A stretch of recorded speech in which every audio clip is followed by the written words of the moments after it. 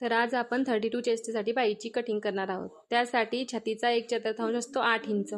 8 inch रुंदी घेतली आणि उंचीला बाही आहे 5 इंच। तिच्यामध्ये एक प्लस करून 6 इंचावरती एक मार्क केलं आणि बाहीचा बंद भागाकडून आपल्याला वरच्या साईडला 1.5 इंचावरती स्ट्रेट लाईन आखून घ्यायची आहे आणि इकडून उघड्या भागाकडून आपल्याला 2.25 इंचावरती करायचं आहे। इथून 2.25 इंचावरती डाऊन केल्यानंतर आडवी लाईन इथे आपल्याला 1.5 इंचावरती एक आडवी लाईन आखायची आहे स्ट्रेट। इथून 1.5 इंचावरती आखल्यानंतर आपल्याला ही इथली लाईन इथून वरच्या साईडच्या पॉईंटपासून ह्या लाईनपर्यंत आपल्याला आकार देऊन द्यायचा आहे। तर हा बाईचा आकार देऊन झालेला आहे। आता आपण याला कट करून घेऊ।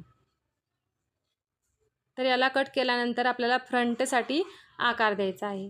त्यासाठी आपण इथून 1 इंचावरती मध्ये घेऊन घेऊ। बाईच्या वरच्या साईडला इथे 1 इंचावरती ठेवून अशी आता आपण इथून जो आकार दिसतो आहे त्या पद्धतीने आकार देऊन देऊ। हा आकार असाचा असा आपण कापून घेऊ।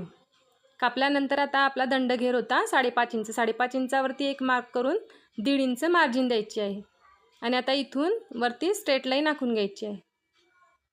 आता याला आपण कट करून घेऊ। तर आपली परफेक्ट 32 चेस्टची बाही तयार झालेली आहे। बाही बरोबर बसते आणि कमी पडत नाही।